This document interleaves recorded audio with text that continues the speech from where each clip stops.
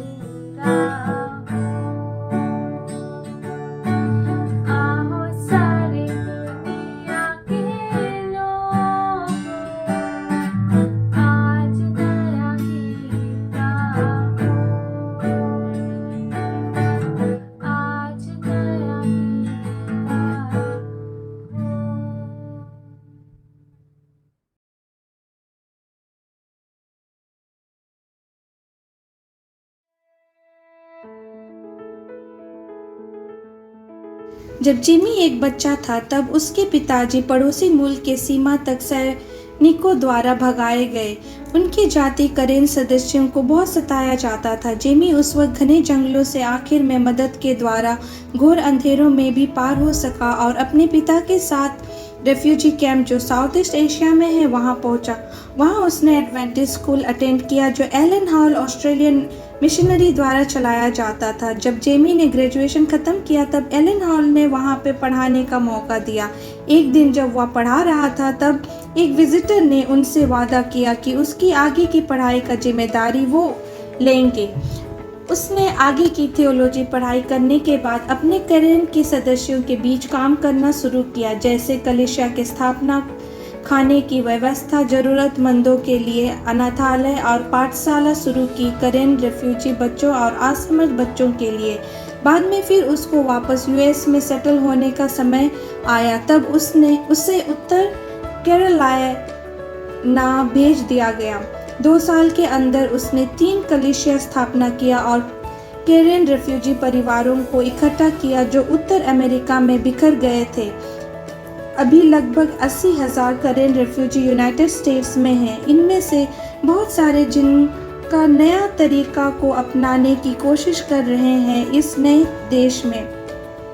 इनमें से बहुतों को कलीसिया में हिम्मत और शरण मिला है, खास तौर से परमेश्वर की आराधना दूसरे करेन रेफ्यूजी के साथ मिलकर करने के लिए।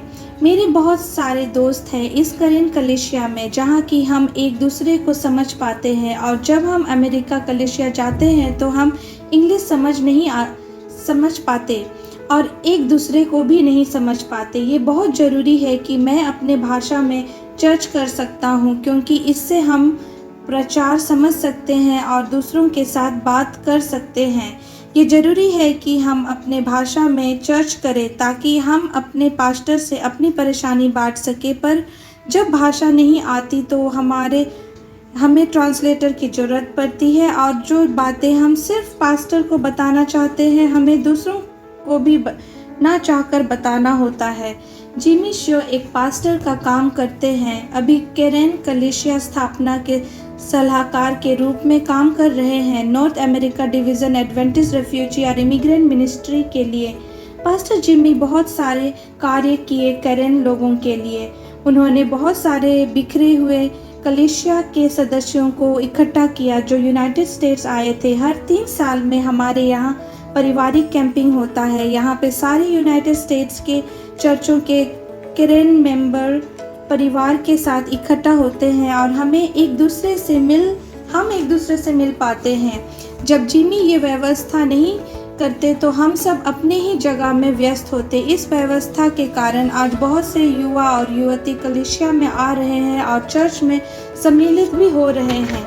हम सब एक साथ गाना गाते हैं, आराधना करते हैं। हम लोग को बहुत अच्छा लगता है जैसे करेन लोग एक साथ गाना गाते हैं और यीशु की महिमा करते हैं। करेन ये कलीसिया के सदस्यों ने पास्टर जिमी को निवेदन किया कि उनको वे अगुवाई करें और बाइबल के बारे में और सिखाएं। अभी तक बहुत कोई शुद्ध अंग्रेजी बोलना नहीं जानते। पास्टर जिमी करेन सदस्यों के बीच में कलीसिया स्थापना करते हैं। इस त्रिमास के 13वां साबत का दान करेन सेवकाई के रेफ्यूजी और इमिग्रेंट मिनिस्ट्री को मदद करेगा जो उत्तर अमेरिका में हो रहा है।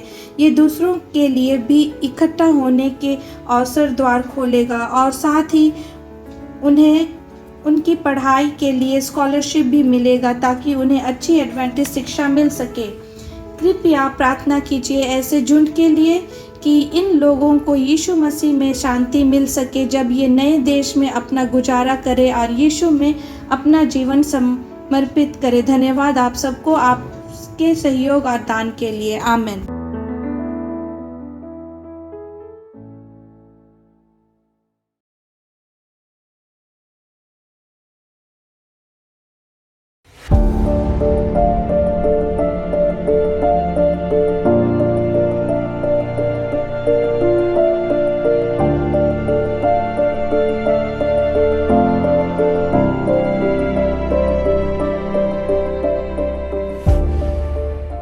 जैसे वर्डेंसियन पर्वत के इटली की तरफ रहते थे, वैसे ही विश्वास वालों का एक समूह फ्रांस की तरफ में रहता था, जो पूरे दक्षिण फ्रांस में फैले थे, एल्प्स के पूर्व से लेकर पश्चिम में पायनीज तक। उनके पास बाइबल अपनी भाषा में थी और वह एक स्वतंत्रता प्रेमी, मेहनती और खुशहाल लोग थे। उन्हें एल्बिजियंसिस के नाम से जाना जाता था और अन्य समूह की तरह वे पूरे यूरोप में बिखरे हुए थे। वे परमेश्वर के वचन के प्रति सच्चे बने रहे और उन्होंने रोम के झंडे तले आने की कोशिश का विरोध किया। कुछ इतिहासकारों का कहना है कि यदि इस आंदोलन को बिना रुकावट बढ़ने दिया जाता तो धर्म सुधार आंदोलन 13वीं सदी में शुरू हुआ होता, न ही 16वीं सदी में, और इसका आधार दक्षिण फ्रांस में होता, न कि जर्मनी में। 13वीं सदी की शुरुआत में पोप इनोसेंट थर्ड शासन कर रहे थे। हालांकि वो जो कुछ भी था लेकिन निर्दोष नहीं था। उसने उस समय यूरोप के भूदृश्य का निरीक्षण किया और निर्धारित किया कि ये समूह चाहे कितना भी छोटा हो, चर्च को संरक्षित रखने के लिए समाप्त करने की आवश्यकता है। उसने एक आदेश जारी किया जो ऐसा सभी विश्वासियों की हत्या को अधियुक्त करता है।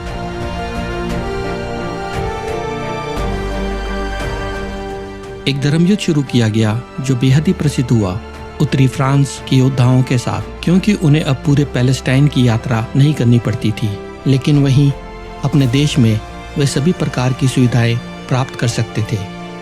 उन्हें बताया गया कि मारने से उनके पाप धुल सकते हैं और वे मारे गए लोगों की संपत्ति के हकदार होंगे, और जब वो मरेंगे तो तुरंत स्वर्ग को जाएंगे।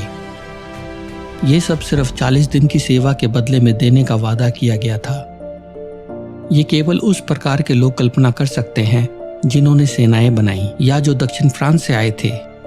साल दर साल 1209 ईस्वी से 1229 ईस्वी तक 20 वर्ष के लिए यह धर्म युद्ध एब्लिजियंसिस के खिलाफ छेड़ा गया था पोप इनोसेंट थर्ड के द्वारा।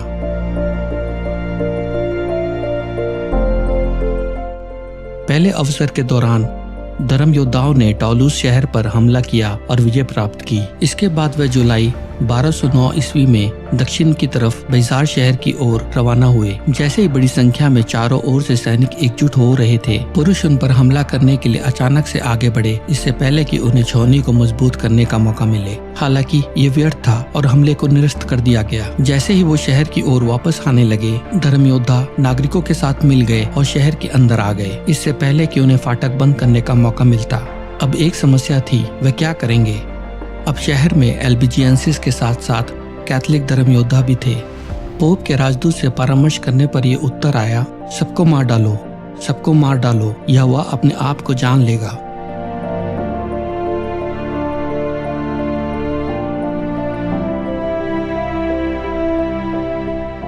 इतिहास दर्ज किया गया कि खून पानी की तरह बहाया गया, सभी की बेरहमी से हत्या कर दी गई, किसी को बख्शा नहीं गया। चर्च में शरण लेने वाले लोगों की भी हत्या कर दी गई।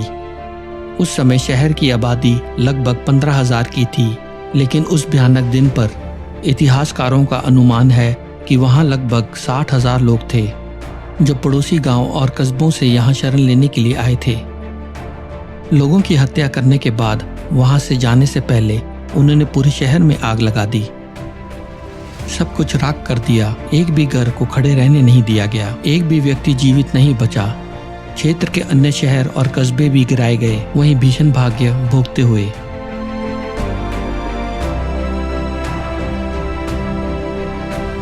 भले वे किसी लोगों की जाति नहीं थे, बल्कि एक समूह जिसने समान विश्वास रखा। विनाश और सुव्यवस्थित हत्या, जिसे समय चक्रों में नरसंहार से तुलना की गई। इस दौरान पोप की प्रतिष्ठा को बहुत नुकसान हुआ। जैसे ही पूरे यूरोप में नरसंहार की खबर फैल गई, मगर एब्लिजियंसिस का पूरी तरह खात्मा नहीं हुआ था और उनका समूह का एक छोटा सा भाग बचा रहा।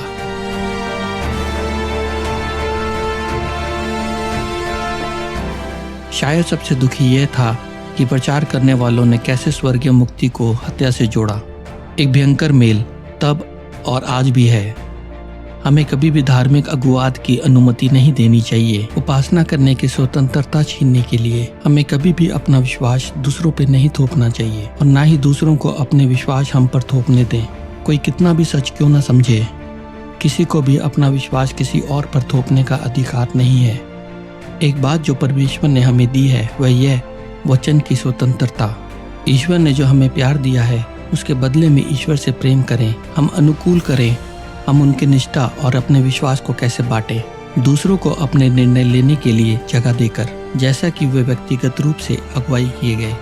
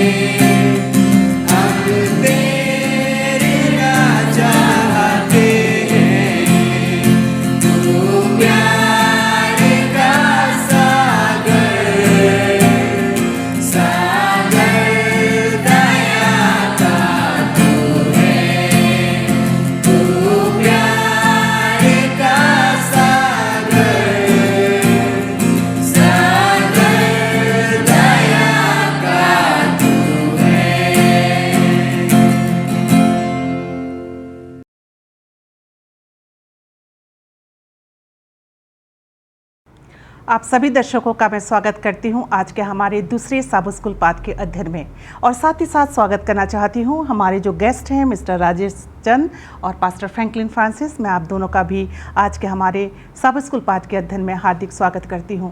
परमेश्वर का धन्यवाद करती हूं, उसने हमें बहुतायत आशीषें दी हैं, हमें पूरा सप्ताह बचा के रखा, हमें स्वस्थ रखा ताकि हम उसकी स्तुति और आराधना मिलकर कर सकते हैं। हम 2021 के तीसरे तिमास में हैं और इस पूरे तिमास में हम मसीह में विश्राम इस विषय पर चर्चा करेंगे और कर रहे हैं। आज हमारा पार्ट 2 है, और इससे पहले कि आज हम अपने चर्चा में आगे बढ़ें, हम अपनी आंखों को बंद करेंगे और दुआ करेंगे पास्टर फ्रैंकलिन के साथ। आइए प्रार्थना करें। स्वर्गीय पिता परमेश्वर, एक बार फिर हम आपके धन्यवादित हैं आज के पवित्र सबत के लिए। धन्यवादित हैं प्रभु आज के सबत स्कूल पाठ के अध्ययन के लिए कि आपने हम सबों को फिर एक मौका दिया है कि हम आज के सबत स्कूल पाठ का अध्ययन कर सकते हैं। प्रभु, हम तीनों अपने आप को आपके हाथ में समर्पित करते हैं। अपने पवित्र आत्मा के द्वारा प्रभु हमारी मदद करें कि जो कुछ भी हम बोलें हम अपनी ओर से नहीं पर आपकी पवित्र आत्मा की ओर से बोलें, और आपके पवित्र शास्त्र में जैसा लिखा है प्रभु वैसे ही अपने दर्शकों के साथ साझा करने वाले बन सकें। अपने दर्शकों के लिए भी दुआ करते हैं जो अपने अपने घरों में अलग अलग स्थानों में बैठकर प्रभु आज के सबत स्कूल पाठ को सुनते हैं, और हम सब की मदद करें कि आज के सबत स्कूल पाठ को प्रभु हम पूरी तरीके से समझ सकें। प्रभु, हम सबके पाप और गुनाहों को आप माफ़ करें। प्रभु यीशु मसीह के नाम से मांगते हैं, आमीन। आज हमारा पार्ट 2 है, और आज हम जिस विषय पे चर्चा करेंगे उसका शीर्षक है विश्राम करने से इनकार करना। याद वचन के लिए आप मेरे साथ अपनी बाइबल खोल सकते हैं। पहला कुरिन्थियों उसका 10वां अध्याय और उसका 11वां पद, जहाँ इस प्रकार से लिखा है, परंतु ये सब बातें जो उन पर पड़ी दृष्टांत की रीति पर थीं, और वे हमारी चेतावनी के लिए जो जगत के अंतिम समय में रहते हैं लिखी गई हैं। प्रिय दर्शकों, भूकंप के बारे में हम सब जानते हैं। बताया जाता है कि जब भूकंप आता है तो कुत्ते और अन्य जानवर अजीब तरीके से व्यवहार करते हैं। 23 अगस्त 2011 को जब यूएस में भूकंप आया था, 5.8 तीव्रता का भूकंप आया था, और इस भूकंप के आने से पहले वहाँ के चिड़ियाघर में कुछ जानवरों ने अजीब तरीके का व्यवहार करना शुरू कर दिया था। एक उदाहरण बताया जाता है लेमर्स का। लेमर्स एक ऐसा जानवर है जो बंदर के समान होता है, और लेमर्स में मोटी चमड़ी और एक लंबी पूंछ होती है। मेडागास्कर में लेमर्स पेड़ों में रहते हैं। जमीन हिलने से पहले 15 मिनट तक चिड़ियाघर के लेमर्स जोर जोर से रोते रहे। इस सप्ताह हम अजीब मानवीय व्यवहार के कुछ उदाहरणों को देखेंगे। यह व्यवहार भूकंप या अन्य प्राकृतिक आपदाओं के कारण नहीं है, यह व्यवहार पाप के कारण होता है। हमारे आज के पाठ में लोगों ने यीशु की क्षमा में आराम करने से इनकार कर दिया। यीशु हर उस व्यक्ति को क्षमा प्रदान करता है जो विश्वास के साथ उसके पास आते हैं। इसी बात को ध्यान पे रखते हुए आइए हम रविवार के पाठ में चलेंगे, जिसका शीर्षक है मरुभूमि में विश्राम से इनकार करना। इस विषय को ध्यान पे रखते हुए मिस्टर राजेश, आपसे मेरा सवाल है, आप अपने विचारों को हमारे दर्शकों तक पहुंचाइए कि इजरायली लोगों ने किस संदर्भ में विश्राम करने से इनकार कर दिया। धन्यवाद मिसेस एलिस। और जैसा कि आपने भी बताया है कि आज के जो पाठ का शीर्षक है वो है मरुभूमि में विश्राम से इनकार। तो सबसे पहले हम ये जान लेते हैं कि मरुभूमि में किसने विश्राम से इनकार किया और क्यों किया, उसका क्या कारण था। तो इस सवाल का जवाब देने के लिए हम गिनती की किताब उसका 11वां अध्याय और उसका पहले पद से 15 पद तक पढ़ सकते हैं। यहाँ पर हमें इजराइल लोगों की कहानी बताई गई है, और उस कहानी का पूरा उल्लेख पूरी गिनती की किताब में हमें मिलता है। यदि हम गिनती की किताब उसका 11वां अध्याय पढ़ते हैं और उसका पहला और 15 पद तक पढ़ते हैं, तो वहाँ पर इस बात का उल्लेख है कि जब इजरायली लोग सिनाई पर्वत से उतरकर नीचे आते हैं, और उस समय 1 वर्ष से ज़्यादा का समय बीत चुका था, और जितने भी इजरायली लोग थे मूसा के साथ वो सब उस देश को देखने के लिए, उस देश कनान देश में जाने के लिए बहुत आतुर थे और उनकी बहुत इच्छा थी कि वो उस देश में जाएं, उस देश में घुसें। और जबकि वो इस आतुरता में लगे हुए थे, तो हम जानते हैं कि परमेश्वर ने उनके साथ बहुत सारे चमत्कार किए थे और उन सब चमत्कारों को परमेश्वर ने इजरायली लोगों के सामने किया था। और हम ये देखते हैं यहाँ पर एक विडंबना ये है कि इन सब चमत्कारों के को ध्यान में रखते हुए हम ये कह सकते हैं कि एक बहुत बड़ी विडंबना पैदा हो गई थी, क्योंकि इजरायली लोग जो थे वो अब परमेश्वर का समर्थन नहीं दिखा रहे थे, वो नहीं कर रहे थे। और इसके अलावा वो शिकायत करने लगे थे कि जब वो मिस्र में थे तो उन्हें वहाँ पर बहुत चीज़ें खाने को मिलती थी। जैसा कि पवित्र शास्त्र में बताया गया है गिनती की किताब में कि इजरायली लोग जो थे वो परमेश्वर से और मूसा से वो शिकायत करने लगे कि वहाँ पे हमें मांस खाने को मिलता था और अब हमें यहाँ पर इस रेगिस्तान में मांस खाने को कौन देगा। और हम वो उन मछलियों का स्मरण करते हैं, मछली हम वहाँ पर खाया करते थे और बहुत सारी चीज़ें खाते थे, खीरे और खरबूजे और गंदने और प्याज और लहसुन, इस सब का सेवन वहाँ पे हम लोग करते थे। लेकिन हमारा जी यहाँ पर अब घबरा गया है, यहाँ पर हमें मन्ना छोड़ के और कुछ खाने को नहीं मिलता है, सिर्फ मन्ना ही खाने को मिलती है। और वो 1 साल से ज़्यादा वो मन्ना को खा रहे थे, परमेश्वर ने उन्हें मन्ना खाने के लिए दी थी। तो मन्ना के बारे में मैं थोड़ा सा यहाँ पर बता दूँ कि ये ओस के साथ आसमान से गिरता था रात को, और सुबह उठकर जो इजरायली लोग थे वो इसको इकट्ठा कर लेते थे और इकट्ठा करके फिर इसको वो ओखली में कूटते थे और उसका आटा की तरह बनाते थे और फिर उसके फुलके बनाते थे और फिर उसको खाते थे। तो ये एक तेल में जैसे हम पूड़ी बनाते हैं उसी की तरह का उनको स्वाद आता था। तो ये मन्ना वो कहते हैं कि हम खाते खाते थक गए हैं, 1 साल से ज़्यादा से हम खा रहे हैं और हम उस भोजन को याद कर रहे हैं जो हम मिस्र में खाया करते थे। तो परमेश्वर जो है वो उन्हें 1 वर्ष से ज़्यादा मन्ना खाने को देता है, परंतु वो खुश नहीं थे, अब उन्हें कुछ और चाहिए था। तो मूसा जो था उनके इस शिकायत से, इस उपद्रव से परेशान हो गया था। ये बिल्कुल स्वाभाविक सी बात है कि जब बार बार कोई एक ही बात को दोहराएगा तो वो सुनने वाला है वो भी परेशान हो जाता है। तो मूसा बहुत परेशान हो गया था इनके उपद्रव से और वो परमेश्वर से कहता है कि हे प्रभु, ये दास ये से आप ऐसा व्यवहार क्यों करते हो, इस प्रकार का व्यवहार क्यों करते हो। बेशक परमेश्वर जो है वो हमारी जो ज़रूरतें हैं, हमारी जो आवश्यकताएं हैं उनको जानता है, भली बात ही जानता है। और वो ये भी जानता है कि हम कब दुखी होते हैं और कब हम खुश होते हैं, सब कुछ परमेश्वर जानता है। लेकिन देखा जाता है कि जो चीज़ हमें अक्सर क्रोधित करती है वे हमारे गुस्से का असली कारण नहीं होती है, हमारी कुछ और ही समस्या होती है। और इज़राइल अपने जीवन में परमेश्वर के नेतृत्व से लड़ता है। तो यहाँ पर हम एक बहुत ही अजीब बात देखते हैं कि परमेश्वर ने इजरायली लोगों को मिस्र से निकाल कर कितने उनके सामने चमत्कार किए, उनके साथ रहा, उन्हें खाने के लिए दिया। इतना सब कुछ होने के बाद भी जो इजरायली लोग थे वो खुश नहीं थे, वो शिकायत करते हैं और परमेश्वर के नेतृत्व के खिलाफ जो है वो लड़ाई करना चाहते हैं।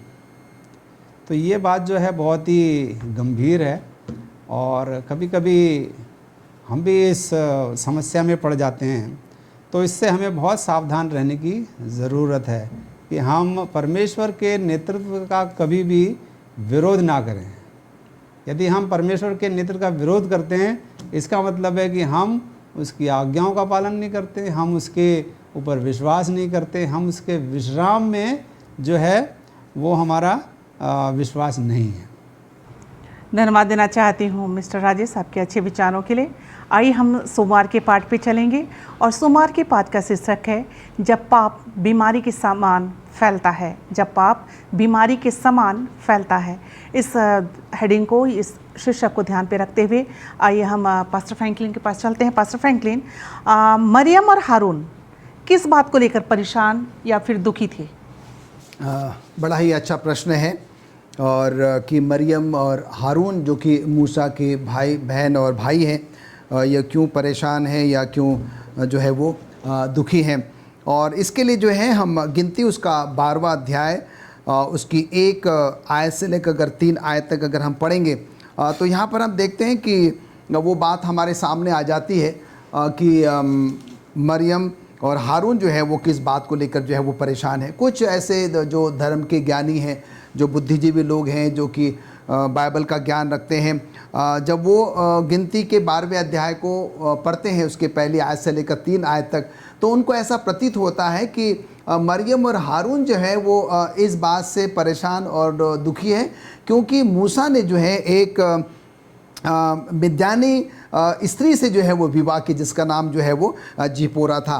पर हम देखते हैं कि जब हम बाइबल को पढ़ें तो बाइबल इसके बारे में ऐसा कुछ नहीं बताती है कि मरियम और हारून का गुस्सा होना या क्रोधित होना या परेशान होने का जो है ये कारण नहीं था क्योंकि मूसा ने जो है एक मिद्यानी स्त्री से जो है वो विवाह किया था। हम यहाँ पर देखते हैं कि मूसा, हारून और मरियम तीनों जो है वो इज़राइलियों के साथ जो है वो आगे आगे चला करते थे। और हम यहाँ पर देखते हैं कि हारून और मरियम जो है दोनों एक तरीके से अगवे भी थे और मूसा को पूरा पूरा जो है वो सहयोग जो है वो दिया करते थे। और हम यहाँ पर देखते हैं कि जब परमेश्वर ने जो है मूसा को, हारून को और मरियम को बुलाया और उनसे कहा कि भाई तुम जो है अब क्या करोगे, इज़राइलियों का जो है वो संचालन करोगे, तो हम यहाँ पर देखते हैं कि मूसा ने फिर क्या किया कि 70 लोगों को जो है वो चुनने के लिए जो है वो लोगों को इकट्ठा किया।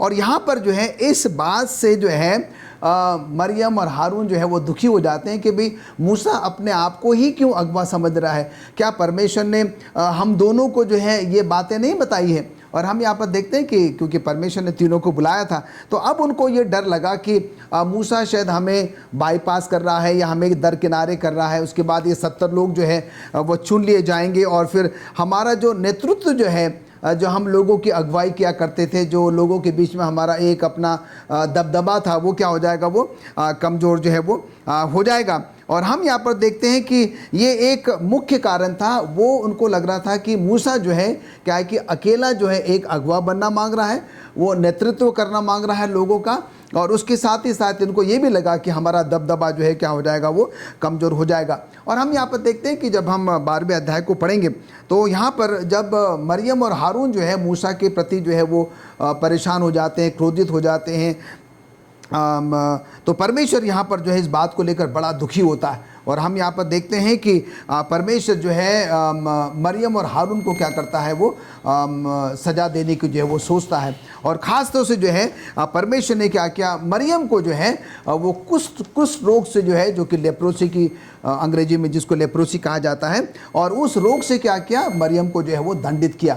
और हम यहाँ पर देखते हैं कि पुराने ज़माने में बाइबल के इतिहास के समय में हम सब जानते हैं कि अगर किसी को कुष्ठ रोग हो जाए तो वो उसको घर से, परिवार से, समाज से, समुदाय से जो है उसको अलग रहना होता था और वो बिल्कुल भी अपने परिवार के साथ जो है वो नहीं रह सकता था। और हम यहाँ पर देखते हैं कि परमेश्वर क्रोधित हुआ और परमेश्वर ने जो है मरियम को उस कुष्ठ रोग के द्वारा क्या किया, उसको जो है वो दंडित किया और 7 दिनों के लिए जो है वो क्या हो गई, अपने उस इलाके से जो है वो बिल्कुल भी इसको बाहर कर दिया गया। और यहाँ पर एक बहुत ही अच्छी बात है एलिस मैम, और वो ये है कि परमेश्वर ने हारून को सज़ा नहीं दी। दोनों ने गलतियाँ तो करी थी, मरियम ने भी करी थी और हारून ने भी करी थी। वो मूसा के प्रति जो है वो क्रोधित हुए थे, परेशान हो रहे थे। पर हम यहाँ पर देखते हैं कि परमेश्वर ने जो है वो हारून को जो है वो सज़ा नहीं दी, सिर्फ मरियम को दी। उसके 2 कारण हैं। अगर परमेश्वर जो है हारून को अगर सज़ा दे देता तो वो जो है उस पवित्र डेरे में जो है वो प्रवेश नहीं कर पाता, और उसके साथ ही साथ जो है जो परमेश्वर की सेवकाई का जो काम है वो नहीं कर पाता। और इसीलिए परमेश्वर ने क्या किया, हारून को जो है वो दंडित नहीं किया। और हम यहाँ पर देखते हैं कि और जब परमेश्वर ने जो है वो मरियम को जो है कुष्ठ रोग से जो है वो दंडित किया, और एक भाई होने के नाते, हारून एक भाई होने के नाते, मूसा एक भाई होने के नाते जो है उनको बड़ी तकलीफ़ हुई, बड़ा दर्द हुआ कि परमेश्वर ने क्या किया कि हमारी बहन मरियम को क्या किया, कुष्ठ रोग से जो है वो दंडित किया। तो दोनों जो है परमेश्वर के पास जाकर क्या करते हैं कि मरियम की चंगाई के लिए जो है वो प्रार्थना करते हैं। और हमने जैसा आपको बताया कि 7 दिनों तक जो है मरियम को बाहर रख दिया गया, उस इलाके से बाहर कर दिया गया, और उसके बाद जो है परमेश्वर ने इन दोनों की प्रार्थनाओं को सुना और जो है वो मरियम को चंगाई दी। उसके बाद मरियम क्या है कि वापस अपने इलाके में जो है वो आ पाई। पर इन चंद बातों का जो निचोड़ वो ये है, हम यहाँ पर देखते हैं कि मरियम, हारून और मूसा जो है वो तीनों इजरायलियों की अगुवाई करने के लिए जो है परमेश्वर ने उनको जो है काम सौंपा था। पर मरियम और हारून जो है जब उनको लगा कि हमारा नेतृत्व जो है वो कम हो रहा है, हमारा वो जो दबदबा जो है वो कम हो रहा है, तो उनके अंदर में शायद एक जलन की भावना, एक ईर्ष्या की भावना अपने ही भाई के प्रति आ गई। और हम यहाँ पर देखते हैं कि उन्होंने फिर क्या किया, वो जो है मूसा के प्रति जो है वो असहयोग की जो है अब वो भावना जो है वो जागृत करी। कई बार जो है परमेश्वर जो है अपने अगुओं को चुनता है, अपने लीडर्स को जो है वो चुनता है। तो इस घटना के द्वारा हमें ये संदेश मिलता है, ये सबक मिलता है कि जिसको परमेश्वर नियुक्त करता है, जिसको परमेश्वर चुनता है एक अगुवे के तौर पर, हमें उसको जो है नुक्ताचीनी करने का, उस पर उंगली उठाने का, उसको भला बुरा बोलने का और उसको किसी भी तरीके से जो है वो लांछित करने का जो है कोई भी अधिकार नहीं है। यहाँ तक कि कई बार हमें दिखता भी है कि चलो भाई ये हमारा अगवा जो है, हमारा ये जो लीडर है ये कुछ गलत काम कर रहा है, इनके अंदर में बहुत सारी कुछ ऐसी कमियां हैं, उसके बावजूद भी जो है हमें ये अधिकार नहीं दिया गया कि हम के प्रति क्या करें, विद्रोह करें, उनके प्रति कोई लांछन जो है लगाए। पर यहाँ पर ये घटना हमें बताती है कि हमें क्या करना है, उसके लिए परमेश्वर से प्रार्थना करना। और जब हम परमेश्वर से प्रार्थना करेंगे तो परमेश्वर जिसने क्या किया, उनको नियुक्त किया है, परमेश्वर जो है अपने समय के अनुसार उनके मनों को बदलेगा, उनके अंदर में परिवर्तन आएगा और अपनी गलतियों को जो है वो महसूस करेंगे। तो हम यहाँ पर ये देखते हैं कि कैसे जो है मूसा और हारून ने जो है मरियम उनके अगेंस्ट जाने के बावजूद भी, उनका विरोध करने के बावजूद भी इन दोनों भाइयों ने क्या किया, मरियम के लिए जो है वो प्रार्थना करी। हम भी जो है ऐसे ही कर सकते हैं। कोई अगर हमारे विरुद्ध भी चला जाता है, कोई हमारे विरुद्ध कुछ भला बुरा भी क्यों न कह लेता है, उसके बावजूद भी जो है हमें उसका उल्टा जवाब ना देते हुए जो है उस व्यक्ति के लिए हमें क्या करना है, प्रार्थना करना है। और परमेश्वर जो है अपने समय के अनुसार क्या करेगा, उनके दिलों में, उनके मनों में जो है वो परिवर्तन लेकर आएगा। धन्यवाद देना चाहती हूँ पास्टर फ्रैंकलिन आपके अच्छे विचारों के लिए। और आइए हम मंगलवार के पाठ पे चलेंगे, और मंगलवार के पाठ का शीर्षक है परमेश्वर के विरुद्ध बलवा करना। और इस शीर्षक को ध्यान पे रखते हुए मिस्टर राजेश, आपसे हम जानना चाहते हैं कि जब हम ईश्वर में विश्राम नहीं करते तो वह हमें किस ओर ले जाता है।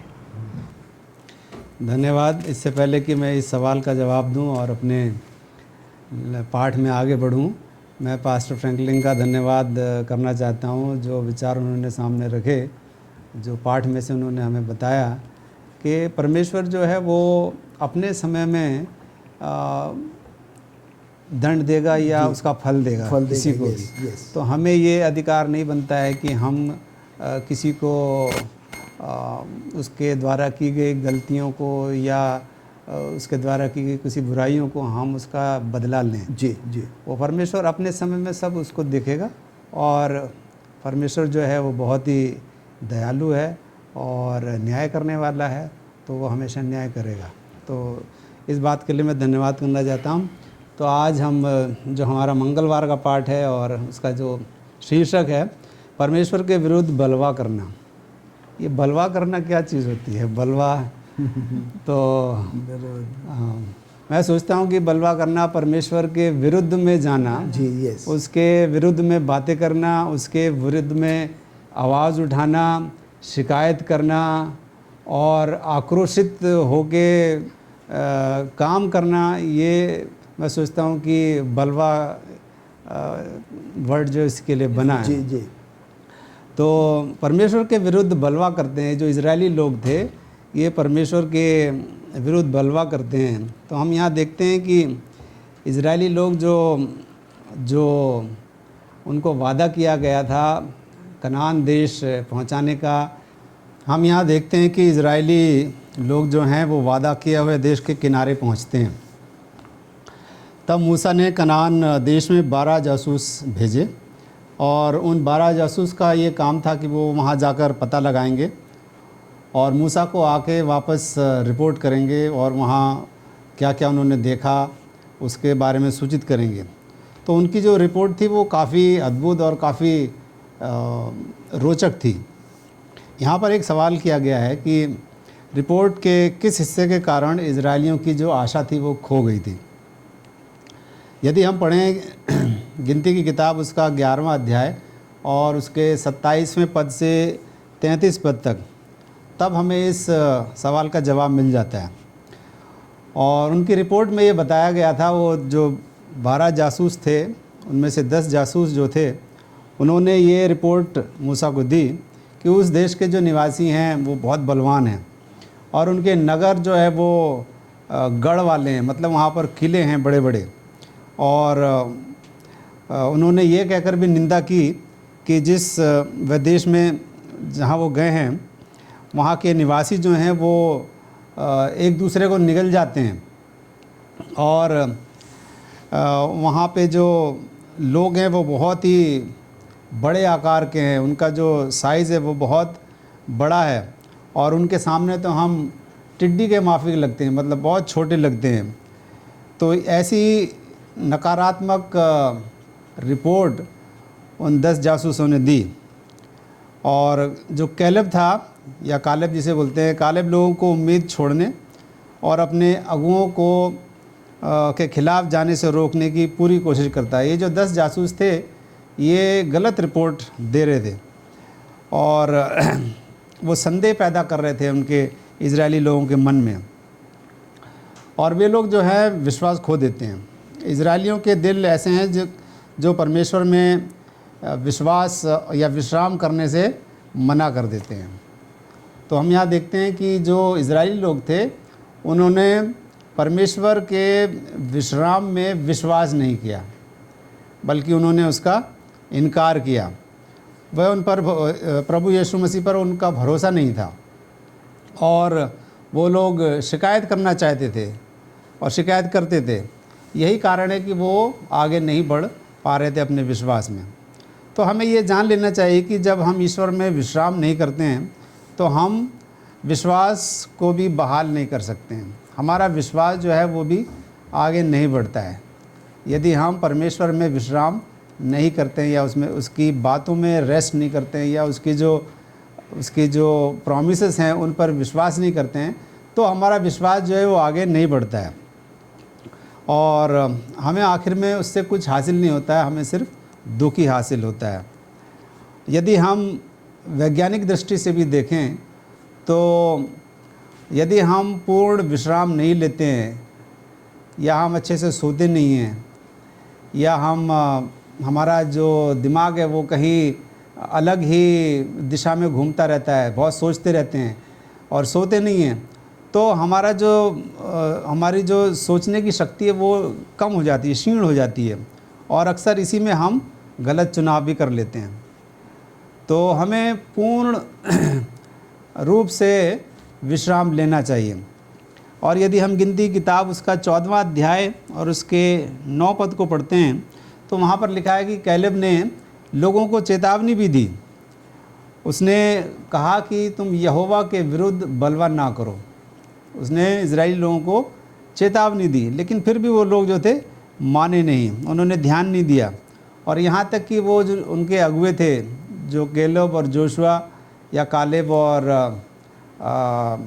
जोशुआ को हिंदी में क्या बोलते हैं, यहोशू को पत्थर मारने के लिए वो तैयार हो गए थे।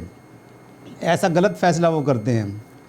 तो एक दिल जो विश्राम करने से इनकार करता है वह परमेश्वर के खिलाफ हो जाता है और ये जो डिसीजन है, ये जो फैसला है, ये सिर्फ हमें मृत्यु की ओर ले जाता है। यदि हम परमेश्वर में विश्राम नहीं करते, उसकी बातों को हम नहीं मानते हैं, हम आज्ञाकारी नहीं बनते हैं, तो क्या होता है, हमें मृत्यु की तरफ धकेल देता है ये हमारा फैसला। हम देखते हैं कि जो 10 जासूस या भेदिए जिसे हम कहते हैं, परमेश्वर पर भरोसा नहीं करते और कैलेब और यहोशू के विरुद्ध बातें करते हैं और उनको मारने के लिए वो पत्थर भी उठाते हैं, परंतु ईश्वर उनकी इस दुष्ट योजना को वो सफल नहीं होने देता है। और हम जानते हैं कि आगे कहानी में क्या होता है। तो यही इस पाठ से हमें शिक्षा मिलती है कि हमें परमेश्वर की जो बातें हैं उन पर विश्वास करना चाहिए। जब परमेश्वर ने प्रतिज्ञा करी थी, जब उसने वादा किया था अपने लोगों से, इजरायली लोगों से, कि मैं तुम्हें उस कनान देश ले जाऊंगा जहां पर दूध और मधु की नदियां बहती हैं, तो उनको विश्वास करके चलना चाहिए था, लेकिन उन्होंने उस पर, परमेश्वर की आज्ञाओं पर, उसकी बातों पर विश्वास नहीं किया। तो ये बहुत दुर्भाग्यपूर्ण बात है। परमेश्वर ने तो अपने लोगों को निकालने की बहुत कोशिश करी थी, मूसा को लगाया था और मूसा ने बहुत कोशिश करी थी, लेकिन उसमें वो सफल नहीं हुआ। धन्यवाद देना चाहती हूँ मिस्टर राजेश आपके अच्छे विचारों के लिए। और आइए हम बुधवार के पाठ पे चलेंगे और बुधवार के पाठ का शीर्षक है कोई जो पापियों और परमेश्वर के बीच में खड़ा होता है। इस बात को ध्यान पे रखते हुए, इस शीर्षक को ध्यान पे रखते हुए आइए हम पास्टर फ्रैंकलिन के पास चलेंगे। पास्टर फ्रैंकलिन, पाप दुख का कारण क्यों बनता है? आप अपने विचारों को हमारे दर्शकों तक पहुंचाइए। बड़ा ही अच्छा प्रश्न है मिसेस एलिस आपका कि पाप दुख का कारण जो है वो क्यों बनता है। अगर हम इसको थोड़े सा गहनता से अगर हम सोच विचार करें तो हम यहाँ पर देखते हैं कि पाप की जो शुरुआत है वो बहुत ही छोटे गलती से होती है, गलत काम से होती है। पाप की शुरुआत कभी भी कोई एक बड़े गलत काम से जो है वो नहीं होती है। और यहाँ पर हम देखते हैं कि अगर हम गिनती उसके 14वें अध्याय को अगर हम पढ़ेंगे, बहुत सारी बातें जो है मिस्टर राजेश चंद ने जो है हमारी बात साथ जो है वो साझा कर ली है। और हम यहाँ पर देखते हैं कि बार बार हम ये बातों पर गौर कर रहे हैं कि जो इजरायली लोग हैं परमेश्वर के उस अनुग्रह को, उस उपकार को, उस दया को, उसके उन आश्रय क्रमों को जो है वो भूल जाते हैं, नज़रअंदाज कर लेते हैं और बार बार जो है वो छोटी छोटी चीज़ों को लेकर क्या करते हैं, कुड़कुड़ाने लगते हैं, बलवा करने लगते हैं, परमेश्वर का विद्रोह करने लगते हैं। और हम यहाँ पर देखते हैं कि इन सारी बातों से परमेश्वर जो है बहुत ही दुखी और बहुत ही जो है वो नाराज़ है। और यहाँ पर भी हम 14वें अध्याय में देखते हैं कि जब इजरायलियों ने परमेश्वर का विरुद्ध के प्रति बलवा किया तो हम यहाँ पर देखते हैं कि मूसा जो है वो बीच में आता है। परमेश्वर बहुत ज़्यादा क्रोधित हो जाता है, बहुत ही ज़्यादा जो है वो गुस्से में आ जाता है और परमेश्वर जो है इजरायलियों को क्या करना मांगता है, वो नष्ट जो है वो करना मांगता है। और हम यहाँ पर देखते हैं कि जब ये बात मूसा तक पहुँचती है तो मूसा जो है इजरायलियों के बदले में खुदा से क्या करता है, परमेश्वर से जो है वो विनती करता है। वो कहता है कि प्रभु तू तो बहुत ही दयालु है, तू बहुत अनुग्रहकारी है और तूने जो है इन लोगों को मिस्र की गुलामी से जो है, उस दासवता से जो है वो बाहर निकाल कर तू उस प्रतिज्ञा वाले देश में तू इनको जो है वो लेकर जा रहा है, जो तूने इनके बाप दादाओं को, इनके पुरखाओं को तूने क्या किया था, प्रतिज्ञा जो है वो तूने किया था। और हम यहाँ पर देखते हैं कि वो ये भी कहता है कि प्रभु तू तो इनके साथ साक्षात रूप में साथ साथ रहता है। दिन में तू जो है वो बादल का खंबा बनकर उनके साथ चलता है, रात में तू जो है अग्नि का खंबा बनकर तू जो है उनके साथ साथ रहता है और निरंतर जो है तेरा साया तेरे लोगों पर जो है वो बना रहता है। तो तू इनको कैसे जो है वो नष्ट कर सकता है। अब वो मूसा यहाँ पर ये भी कहता है कि प्रभु अगर तू इन लोगों को इस मयाबान में, इस जंगल में अगर नष्ट कर देगा, बर्बाद कर देगा, ख़त्म कर देगा, तो वे जो मिस्री लोग हैं जो तेरे बारे में, उन्होंने तेरी कीर्ति के बारे में, तेरी बड़ाई के बारे में, तेरी प्रशंसा के बारे में उन्होंने जो बहुत कुछ जो है वो सुना है कि तूने इन लोगों को मिस्र से निकाल कर जो है उस प्रतिज्ञा वाले देश में तू उनको जो है वो लेकर जा रहा है। और अगर तू इनको जंगल में ही मार देगा तो उनके पास एक बहुत बड़ा मौका हो जाएगा ये बात करने के लिए। ये होगा कि क्योंकि जो है परमेश्वर जो है अपने इन लोगों को जो है वो उस केनान देश में जो है उस प्रतिज्ञा वाले देश में जिसको कि उसने पूर्वजों को, अपने बाप दादों को जो है, उनके बाप दादों को प्रतिज्ञा किया था और वो उनको वहाँ तक लेकर नहीं जा पा रहा है करके उसने क्या किया, इन सब लोगों को इस मध्य के में जो है जंगल में, मयाबान में क्या कर दिया है, वो मार दिया है। तो वो कहता है कि प्रभु इन मिस्रियों के सामने, अन्य जातियों के सामने तेरा जो है, तेरी कीर्ति, तेरा नाम जो है वो क्या हो जाएगा, जो है वो खराब हो जाएगा। और मैं जानता हूँ कि तू तो बहुत ही दयालु है, बहुत ही अनुग्रहकारी है और तू दयावंत प्रभु परमेश्वर है और तू क्या कर दे, इनको तू जो है वो क्षमा कर दे। तो हम यहाँ पर देखते हैं कि मूसा के बार बार जो है वो विनती करने के कारण, प्रार्थना करने के कारण, अपने लोगों के बदले में जो है एक बिचौलिए का काम जो है वो करने के कारण, और तो हम देखते हैं कि परमेश्वर मूसा से कहता है कि ठीक है, मैं क्या करूँगा, इनको जो है वो क्षमा कर दूंगा, मैं इनको जो है वो माफ़ कर दूंगा। पर वो ये भी, खुदा परमेश्वर जो है वो ये भी कहता है कि हाँ, मैं इनको माफ़ तो ज़रूर करूंगा, पर मैं मूसा तुझे ये बताना चाहता हूँ कि ये लोग जो है उस केनान देश में, उस प्रतिज्ञा वाले देश में, जो कि जिसको कि मैंने उनके पूर्वजों से प्रतिज्ञा की थी, उनके बाप दादाओं से जो है मैंने प्रतिज्ञा की थी कि मैं इन लोगों को क्या करूंगा, उस केनान देश में प्रवेश करवाऊंगा। ये लोग जो है अब वहाँ पर जो है वो प्रवेश नहीं कर पाएंगे। अभी हमने थोड़ा समय पहले सुना कि राजेश सर ने हमको बताया कि वैसे जोशुआ और कैलेब जो थे, उन 12 जासूसों में से जो है सिर्फ 2 लोग जो ऐसे थे जो कि उस केनान देश में क्या कर पाए, वो प्रवेश कर पाए। तो हम यहाँ पर देखते हैं कि इस घटना से जो है हम एक बहुत ही बड़ा संदेश ले सकते हैं, और वो ये है कि पाप की जो शुरुआत है किसी एक बड़े वस्तु से, बड़े चीज़ से, बड़ी गलती से तो नहीं होती है, पर पाप की शुरुआत जो है वो छोटी छोटी बातों को लेकर होती है, छोटी छोटी गलतियों को लेकर जो है वो होती है, फिर वो धीरे धीरे जो है वो बढ़ता और एक बार बहुत बड़ा हो जाता है। और वही चीज़ हमने क्या किया, इन इजराइलियों में देखी, और हम देखते हैं कि छोटी छोटी बातों को लेकर ये कुड़कुड़ाते रहे, मरमर करते रहे, परमेश्वर के विरुद्ध बोलते रहे, बलवा करते रहे।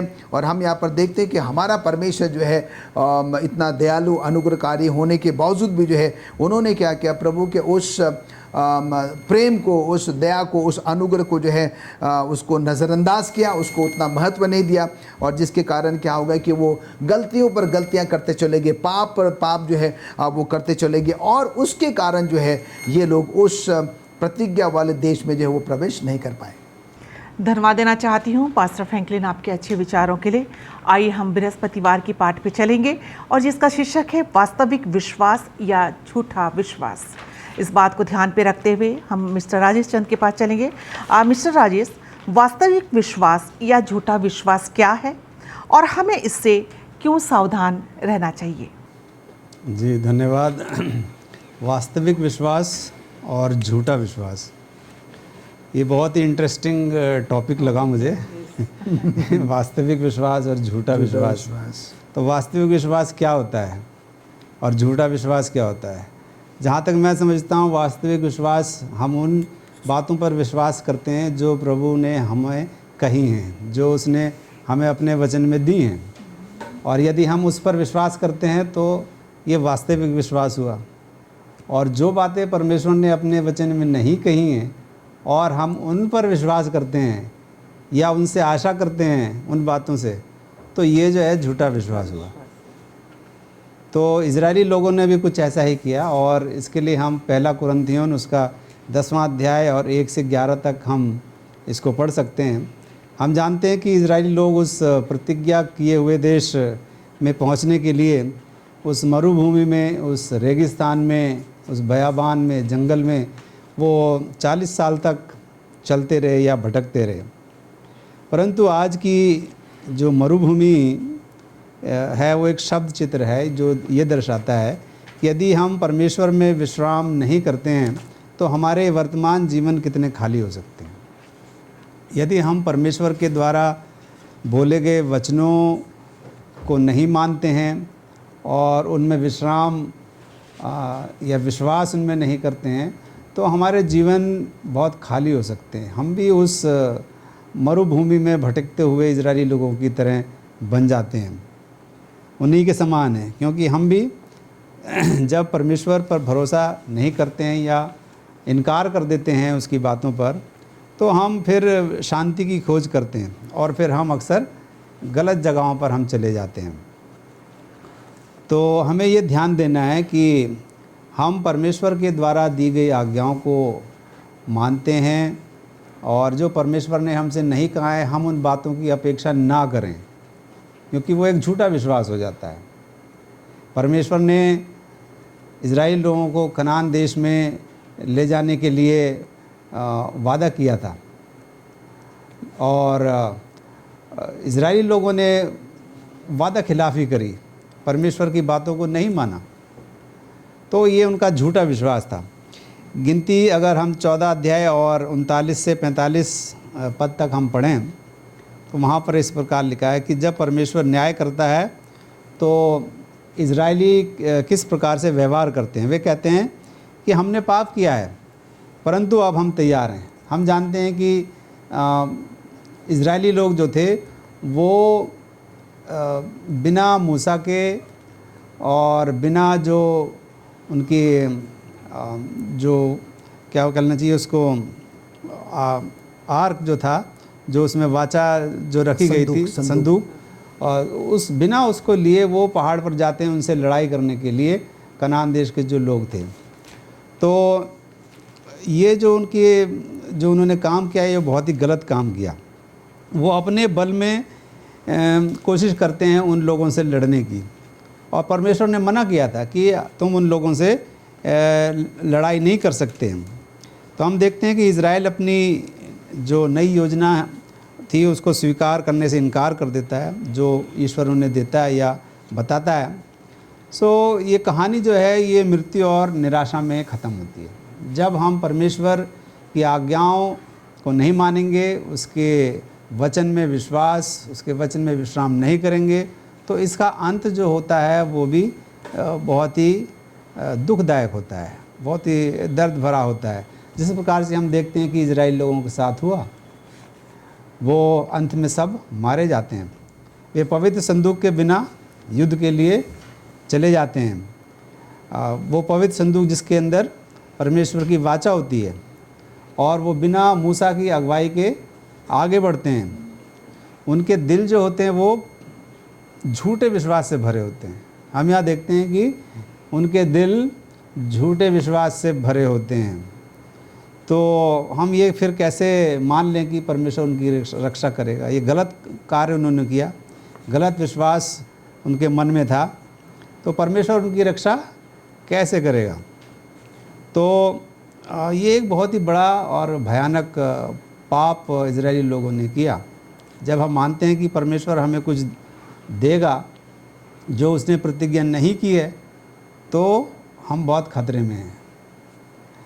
इस पाप की कीमत हमें चुकानी होगी, क्योंकि ये हमें मृत्यु की तरफ ले जाता है।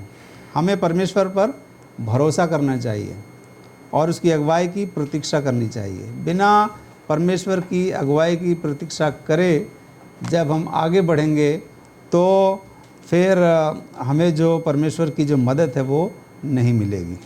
तो हमें हमेशा परमेश्वर की अगुवाई में ही आगे बढ़ना चाहिए, उसकी अगुवाई में ही हमें कार्य करना चाहिए। तो परमेश्वर हम सबको आशीष दे ताकि हम परमेश्वर की अगुवाई में ही आगे बढ़ें, हम अपनी जिम्मेदारी को समझें और बिना परमेश्वर की अगुवाई के हम कोई काम ना करें। धन्यवाद देना चाहती हूँ मिस्टर राजेश आपके अच्छे विचारों के लिए। आइए हम शुक्रवार के पाठ पे चलेंगे और शुक्रवार के पाठ को ध्यान पे रखते हुए पास्टर फ्रैंकलिन आप अपने विचारों को दर्शकों तक पहुँचाइए कि क्या हम अपने पापों के लिए दुखित या खेदित होते हैं। बड़ा ही अच्छा प्रश्न है कि क्या हम अपने पापों के लिए दुखी या खेदित होते हैं। बड़ा लाजमी सा जो है वो जवाब होना चाहिए कि हमें अपने पापों के लिए, अपने गुनाहों के लिए, अपने खताओं के लिए हमको तौबा करनी चाहिए और पश्चाताप करना चाहिए, प्रभु से जो है वो माफ़ी मांगनी चाहिए। और हम यहाँ पर देखते हैं कि जो हमारे बाप दादा रहे हैं, हम आदम हवा से अगर बात करें तो हम देखते हैं कि आदम हवा ने जो है वो अनजाने में गुनाह नहीं किया। हम देखते हैं कि जानबूझकर जो है उन्होंने क्या किया, गुनाह किया, पाप किया। परमेश्वर ने उनको सब कुछ जो है वो बता दिया था और हम देखते हैं कि जानबूझकर जो है उन्होंने क्या किया, वो पाप में पड़ गए, पाप में जो है वो गिर गए। उसके बाद जब हम इजराइलियों की बात करते हैं तो यहाँ पर भी हम देखते हैं कि खुदा जो है परमेश्वर बार बार जो है उनसे बातचीत करता रहा, उनको बताता रहा, समझाता रहा। इतने बड़े बड़े आश्चर्यक्रम क्या है कि प्रभु ने उन लोगों के लिए किए, उसके बावजूद भी जो है वे जानबूझकर जो है उस गुनाह में, पाप में जो है वो बढ़ते चले गए और जिसका अंजाम जो है वो बहुत ही बुरा हुआ। कई बार वो एहसान फरामोश हो गए, परमेश्वर के उन उपकारों को जो है उन्होंने क्या किया, नज़रअंदाज कर दिया। प्रभु के उन उपकारों को जो है उन्होंने क्या किया, उसके परमेश्वर के प्रति एहसानमंद जो है वो नहीं हुए हैं। तो हम जो है आदम हवा से, इजराइलियों से जो है एक अच्छा सबक जो है वो ले सकते हैं, जिन्होंने कि जानबूझकर जो है खुदा के बोलने के बाद, समझाने के बाद भी जो है क्या हो गए, वो लोग अपने गलत रास्ते पर जो है चले गए। उन्होंने क्या किया, गुनाह किया। कई बार हम और आप भी जो है ऐसे जानबूझकर क्या कर देते हैं, पाप में चल जाते हैं, पाप में जो है वो गिर जाते हैं। तो आज का जो शुक्रवार का जो पाठ का जो निचोड़ है वो ये है कि हमारा संपूर्ण विश्वास सिर्फ और सिर्फ प्रभु परमेश्वर पर होना चाहिए और अपने आप को जो है उस गुनाह से, उस पाप से अपने आप को बचाने की पूरी पूरी कोशिश करना चाहिए और प्रभु से निरंतर जो है वो प्रार्थना करते रहनी चाहिए कि परमेश्वर क्या करे, हमारी मदद करे कि हम पाप से जो है वो हमेशा बचे रहें और खुदा को जो है अपने जीवन के द्वारा कभी भी जो है वो नाखुश ना करें। धन्यवाद देना चाहती हूँ पास्टर फ्रैंकलिन आपके अच्छे विचारों के लिए। Thank you. प्रिय दर्शकों, जैसा कि हम सब जानते हैं कि पाप की मजदूरी मृत्यु है, परंतु हमें ये भी जानना है कि परमेश्वर का वरदान प्रभु यीशु मसीह में अनंत जीवन है। इस कारण हमें अपने पापों से तौबा करना चाहिए। यदि हम अपने पापों को मान लें तो वो हमारे पापों को क्षमा करने में विश्वास योग्य और धर्मी है। उम्मीद करती हूँ कि आज का हमारा साबत स्कूल पाठ का अध्ययन हम सबों के लिए आशीष का कारण रहा होगा। मैं धन्यवाद देना चाहती हूँ मिस्टर राजेश चंद का और पास्टर फ्रैंकलिन फ्रांसिस का। आपने अपने विचारों को हमारे दर्शकों तक पहुँचाया। इससे पहले कि हम अपने साबत स्कूल पाठ के अध्ययन को ख़त्म करें, अपनी आंखों को बंद करें और दुआ करें मिस्टर राजेश चंद के साथ। ये प्रार्थना करते हैं।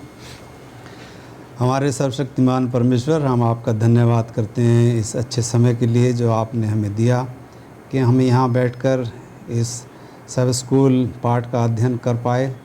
और प्रभु, हम धन्यवाद करते हैं उन सब दर्शकों का भी जो इस पाठ को हमारे द्वारा सीखेंगे और इससे आशीष ग्रहण करेंगे।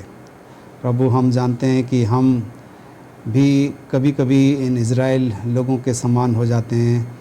हम आपकी आज्ञाओं का पालन नहीं करते हैं, हम आप में विश्राम नहीं करते हैं और हमारा विश्वास जो है वो कभी कभी उन्हीं के प्रकार हो जाता है, झूठा विश्वास हमारे अंदर आ जाता है। प्रभु, हम आपसे प्रार्थना करते हैं कि हमें आप सामर्थ्य और शक्ति दें ताकि हम इन गलत बातों में ना पड़ें और हमारा पूरा विश्वास जो है वह आपके ऊपर हो और हम आपकी आज्ञाओं को पूर्ण लगन के साथ हम उनको मानें, तन मन धन से हम आपकी आज्ञाओं को मानें और आप में विश्वास करें। प्रभु, आप हमें ये सामर्थ्य और शक्ति दे ताकि हम आपके इस महान कार्य को आगे बढ़ा सकें और इसे पूर्ण कर सकें, ताकि जब आप आसमान के बादलों पर आएंगे तो आपके द्वारा हम उन घरों में ले जाए जाएं जहां आप हमारे लिए बनाने गए हैं। प्रभु, हम अपनी सारी गुनाहों को आपके सामने रखते हैं। हमारे सारे गुनाहों को, हमारी गलतियों को आप क्षमा करें। प्रभु यीशु मसीह के नाम से मांगते हैं, दया से सुने और ग्रहण करें। आमीन।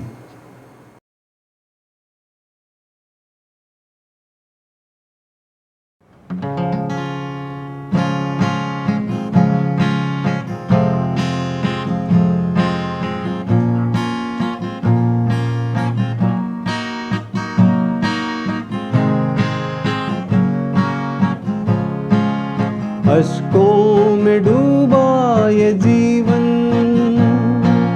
खुशियों से भर जाएगा। अश्कों में डूबा ये जीवन खुशियों से भर जाएगा। जाते हैं हम ऐसा देश, सब कुछ बदल जाएगा। जाते हैं हम ऐसा देश, सब कुछ बदल जाएगा। अश्कों में डूबा ये जीवन खुशियों से भर जाएगा।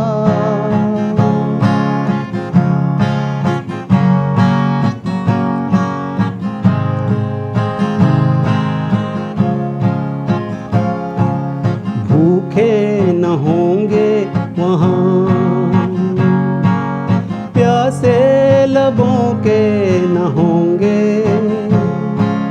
भूखे न होंगे वहाँ, प्यासे लबों के न होंगे।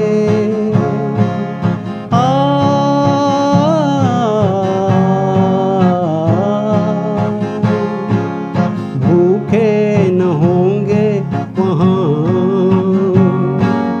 प्यासे लबों के न होंगे। उसकी प्रशंसा मैं करूँगा, जीवन संवर जाएगा।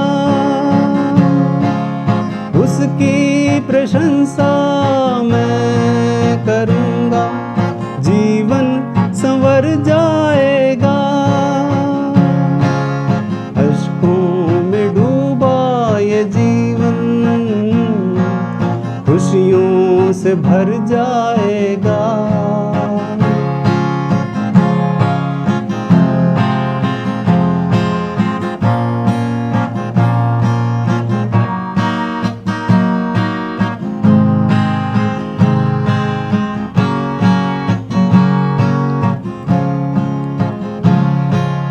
खुशियाँ ही बाकी जहाँ की एक दिन तमाम होंगी। खुशियाँ ही बाकी जहाँ की एक दिन तमाम होंगी।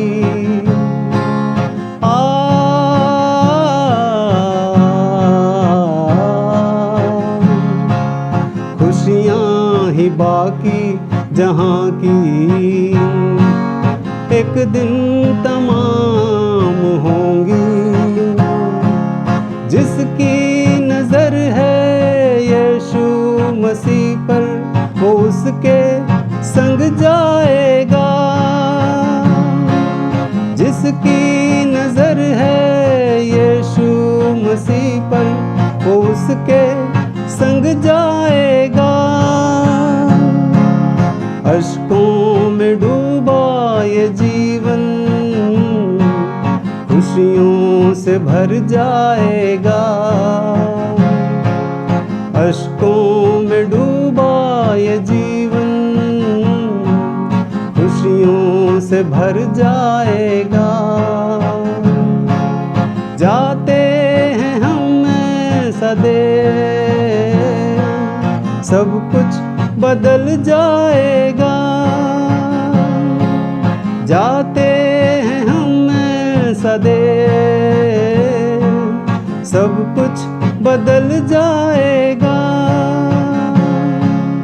अश्कों में डूबा ये जीवन खुशियों से भर जाएगा।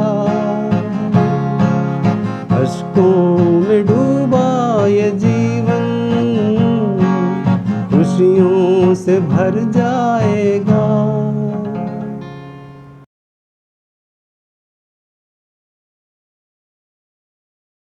मैं प्रभु यीशु मसीह का बहुत धन्यवाद देता हूँ कि आज हम फिर से अपने प्रभु यीशु मसीह के लिए आज के पवित्र सब्त में एक संदेश अपने विश्वासियों को दे सकते हैं। हम इस पवित्र सब्त के दिन हम जितने भी हमारे NIU मिनिस्ट्री के सदस्य हैं, विश्वासी हैं, उनको मैं पवित्र सब्त की शुभकामनाएं देता हूं। इससे पहले हम अपने संदेश में जाएं, आइए हम अपनी आंखें बंद करेंगे, सरों को झुकाएंगे और प्रार्थना करेंगे। प्रभु यीशु मसीह, हम धन्यवाद देते हैं कि आपने अभी भी हमें इस जिंदों की दुनिया में रखा है और हमें ये मौका दिया है कि हम आपके पवित्र शास्त्र से कुछ आयतें पढ़ के अपने विश्वासियों तक पहुंचाएं, ताकि ये जो हमारा संदेश है हमारे जितने भी विश्वासी हैं NIU मिनिस्ट्री की और हमारे लिए एक लाभदायक हो, ताकि हम अपने जीवन को एक विश्वास और आशा के साथ आगे बढ़ते रहें। ये प्रार्थना प्रभु यीशु मसीह के नाम से मांगते हैं, सुन और ग्रहण कर, आमीन। आइए हम अपने संदेश में जाने से पहले हम ये बताना चाहते हैं कि आज का जो हमारा संदेश है उसका शीर्षक है विश्वास और आशा में बने रहना। विश्वास और आशा से भरा जीवन।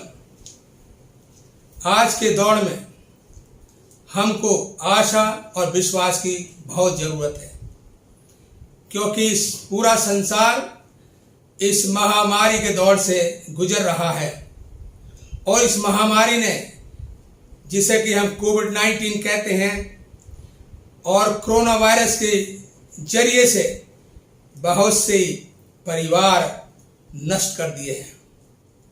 बहुत सी औरतें विधवा हो गई हैं, बहुत से पति विधवा हो गए हैं, उन्होंने अपनी पत्नियों को खो दिया है, बहुत से बच्चे अनाथ हो गए हैं।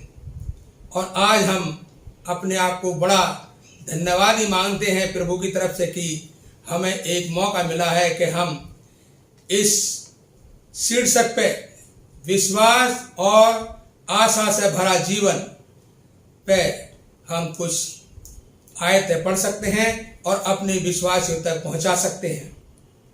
आइए हम अपनी पवित्र शास्त्र को खोलेंगे, गलातियों की किताब, उसका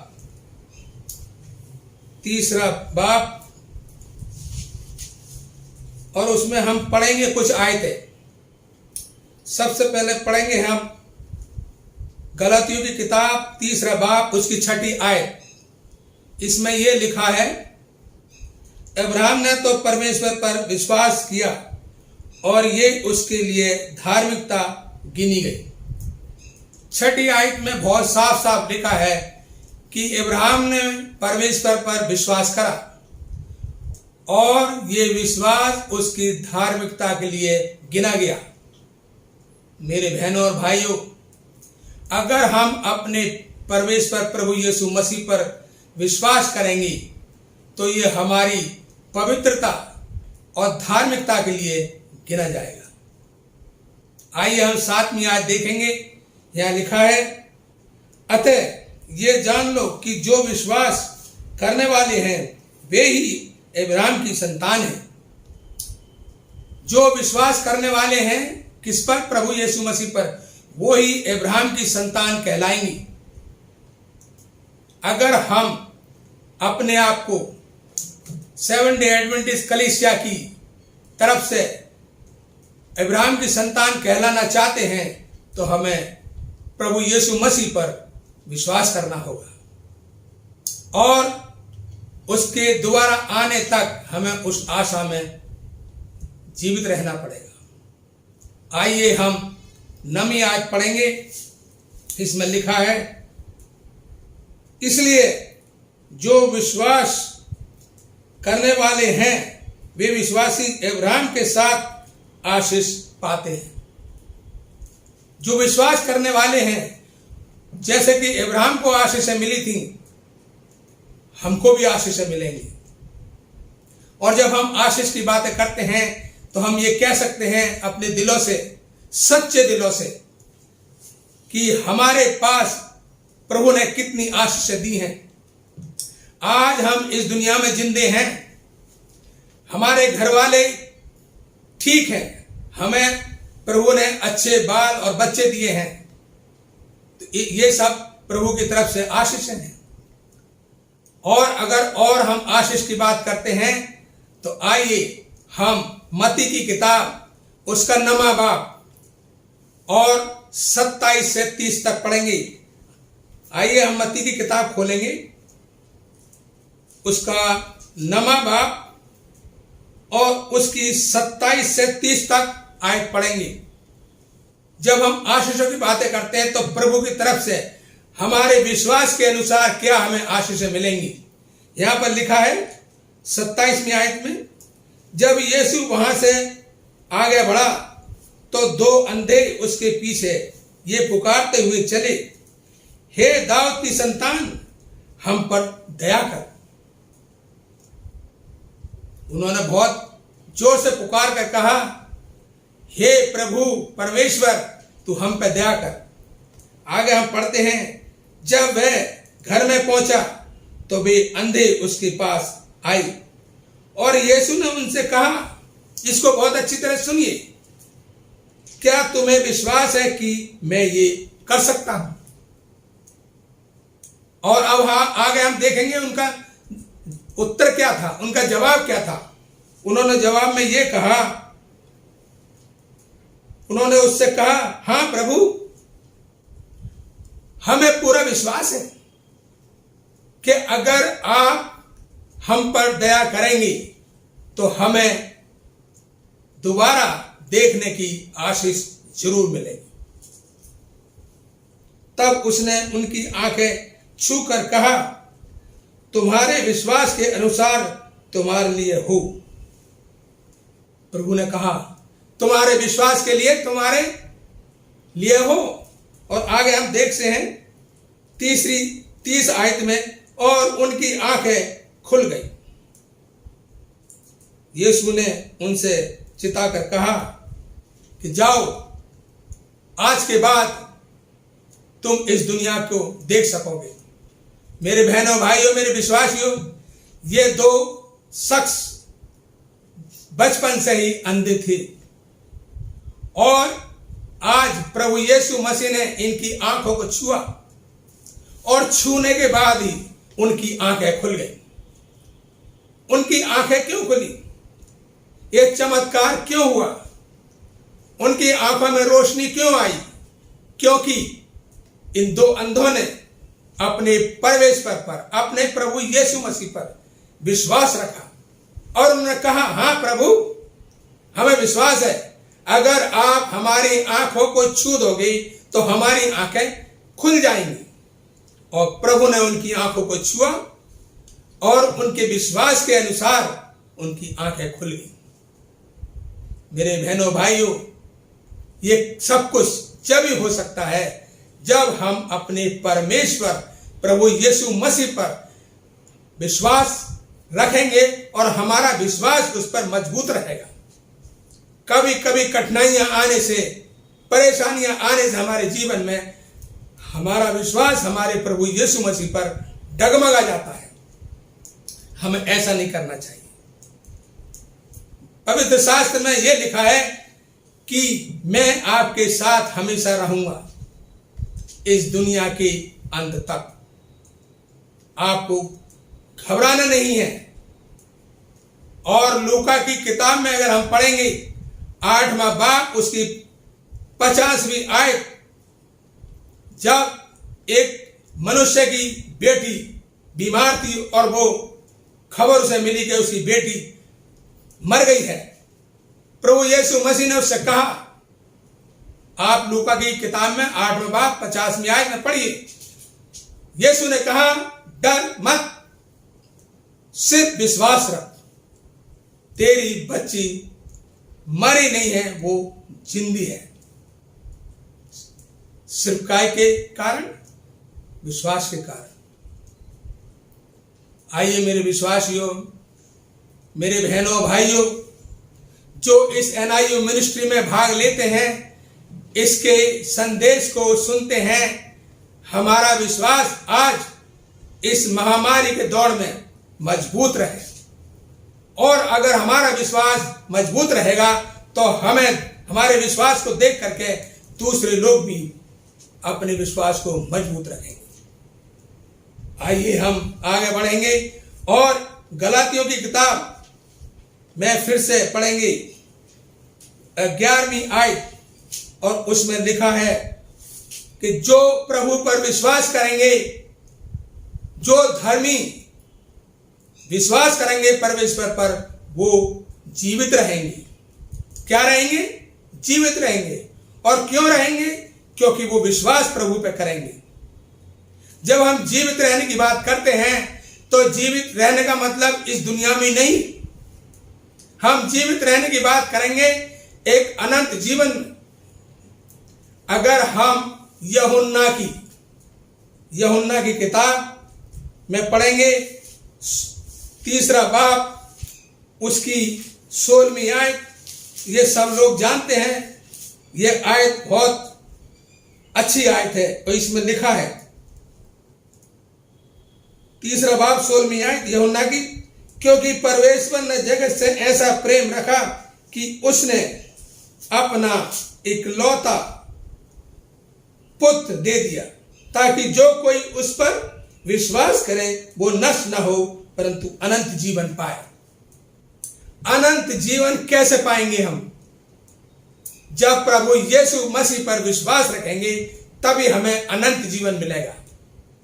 इसलिए आज के संदेश में जब भी हम जीवित रहने की बात करेंगे, जीवित रहने का जिक्र करेंगे, वो सिर्फ इस दुनिया में जीवित रहने का जिक्र नहीं करेंगे, हम जिक्र करेंगे मेरे बहनों भाइयों अनंत जीवन पाने का। और वो कैसे मिलेगा? सिर्फ हमें प्रभु यीशु मसीह पर विश्वास करने से।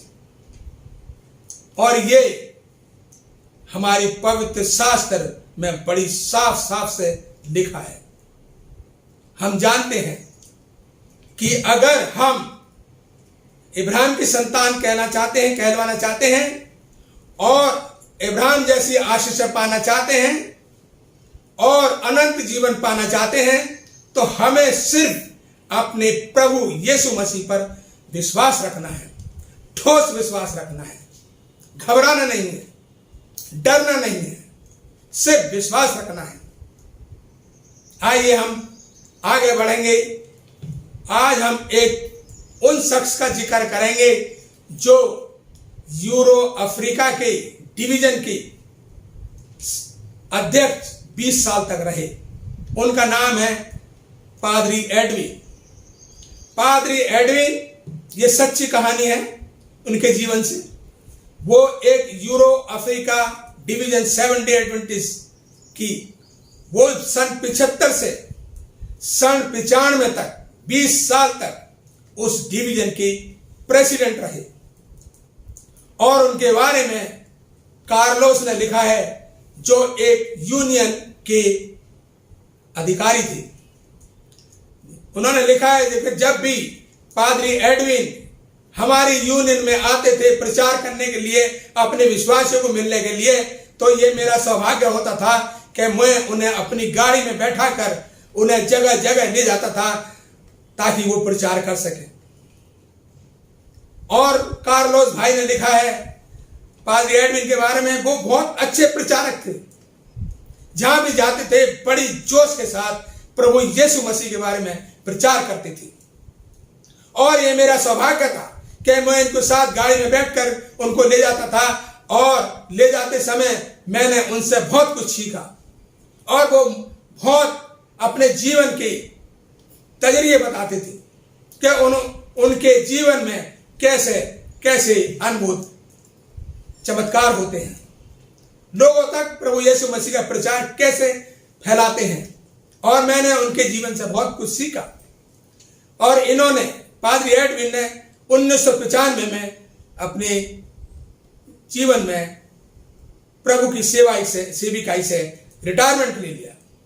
रिटायरमेंट होने के बाद पादरी एडविन के बीच में और कार्लोस के बीच में आपस में बातचीत करने का सिलसिला जारी रहा। 95 से 2008 में 8 तक इनकी आपस में बातचीत होती रही।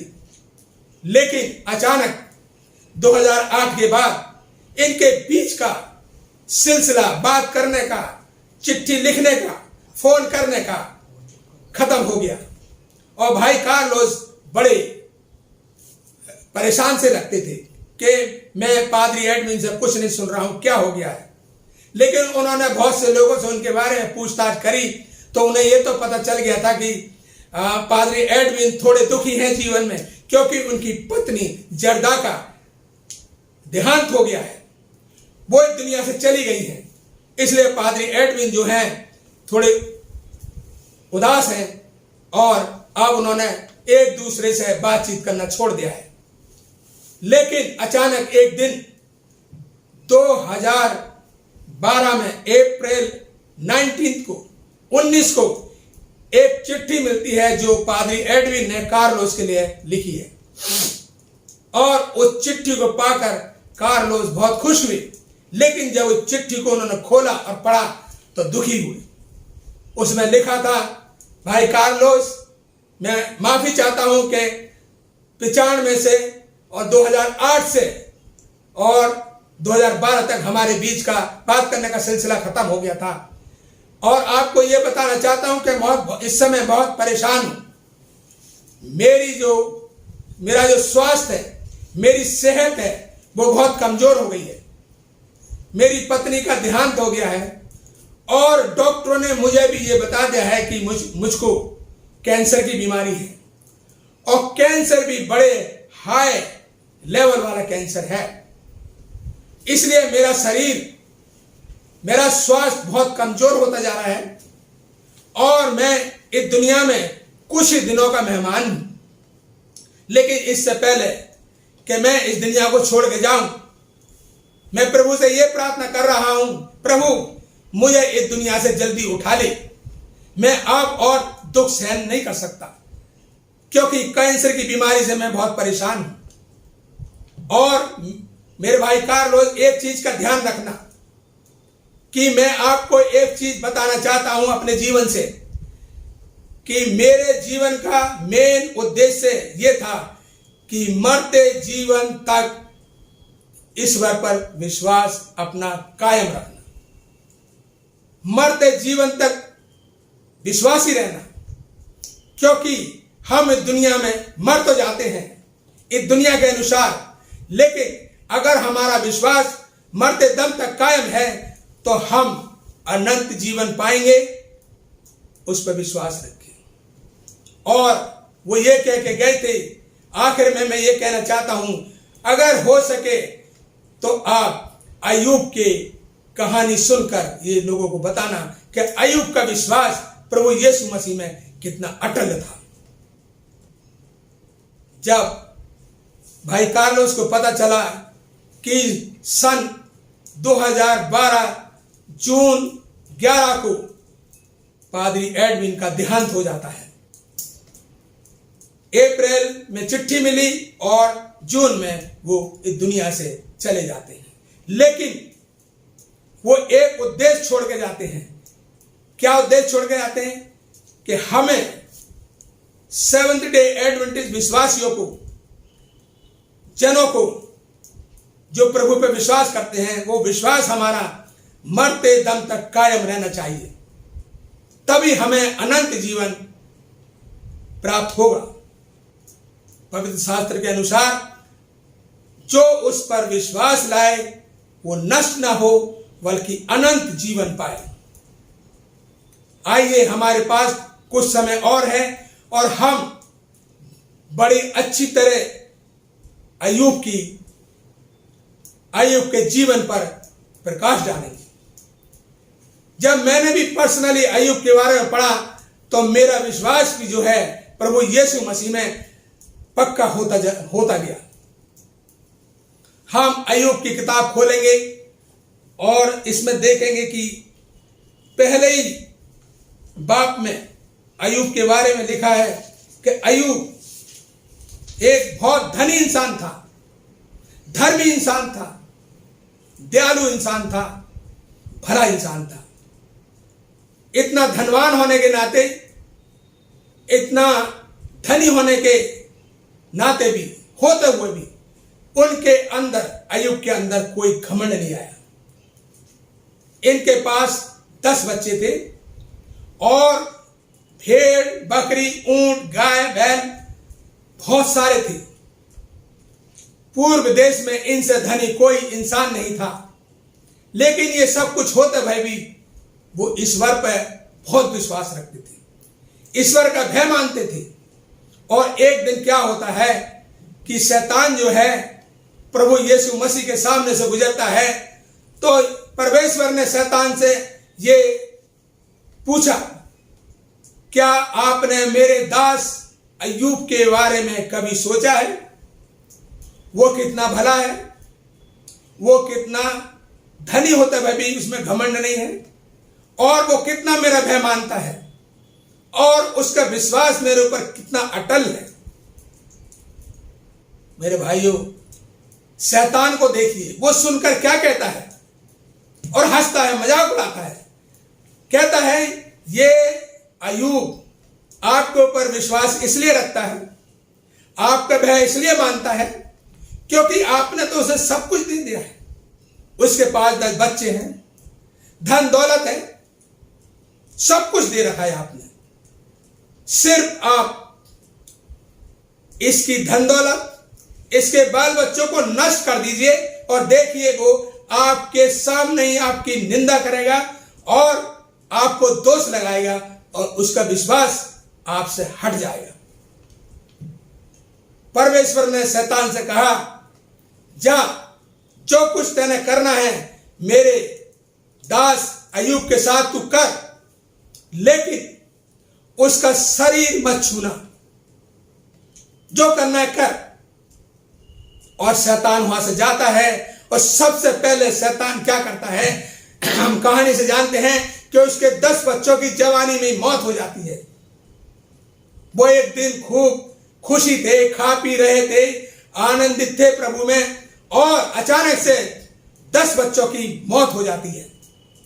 मेरे बहनों और भाइयों, विश्वासियों, हम जानते हैं ये हकीकत है कि अगर हमारे परिवार में या हमारे पड़ोस में या हमारी रिश्तेदारी में या हमारे कुनबे में एक भी मौत हो जाती है तो पूरे परिवार में, पूरे गांव में, पूरे कुनबे में एक मातम सा छा जाता है।